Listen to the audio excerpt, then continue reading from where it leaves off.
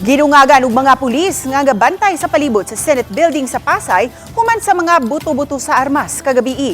Walay hinuoy samdan sa pagpamusil matud sa otoridad. Ani ang report.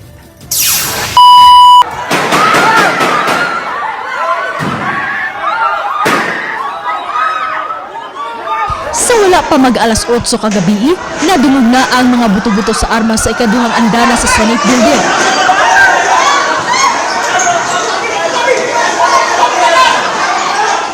Nihatod kini sa grabeng tensyon.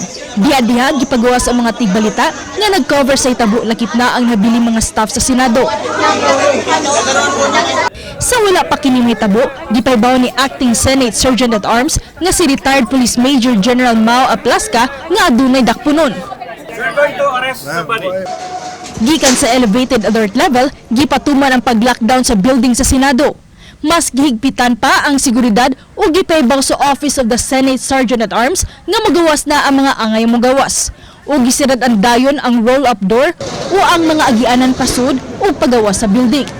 Humani ini, ga full battle gear o gasulod na og mga bulletproof vest ang mga taga-usaa. Niabot usab ang mga nag-uniforme nga kasundaluhan. Gipangutana si Aplasca kung kinsa ang dakpunon apan wala dayon siya muhatag og detalye. Nabantayan usab si Senador Ronald Bato de la Rosa nga misaka sa elevator uban ang iyang mga staff. Mikanaog siya gikan sa buhatan ni Senate President Alan Peter Cayetano. Taod-taod, nadungog ang tingog sa grinder ug daw adunay nagbarina sa gawa sa pultahan sa building nga anaa sa kilid sa buhatan sa GSIS. Matod sa kasayuran nga gikan sa usaa, aduna kuno giingong misuway pagsud sa Senado. Sa iyang livestream, gikonfirmar ni Cayetano nga may netabong buto-buto apan wala pa may bawi kung si kinsa ang nagpabuto. I'm in the Senate with the other senators. We're having a caucus. Nabalitaan po namin na allegedly may mga taga-NBI na gustong pumasok. Nakita na nagbabarena ng pinto galing ng walls galing dun sa GSIS side.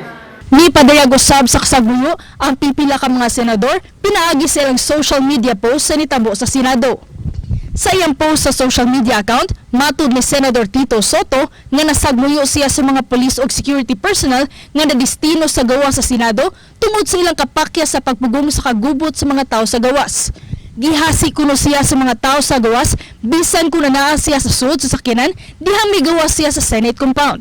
Hindi tama itong nangyayari kung nais nilang nakipin si Senator Bato, hindi nila dapat ipinsala ang institusyon ng Senado, ang building ng Senado at ang mga senador. Trap pa rin kami sa Senate, almost 2 hours na ata.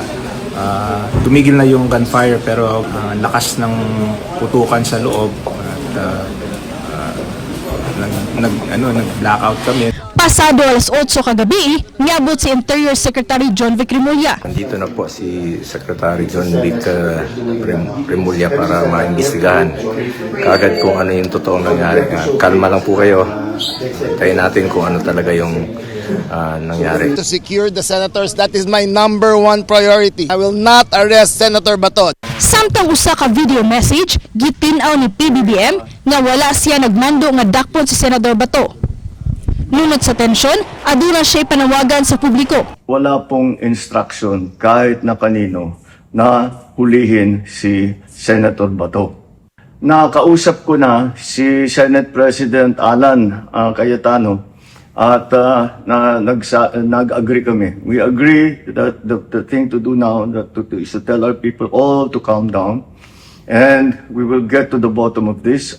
Ug karong adlaw, nasayran sa mga tigbalita sa kauluhan nga wala na diay sa Senado si Senador De La Rosa. Ako si Orchid Silapingkaw, Balitang Bisdak.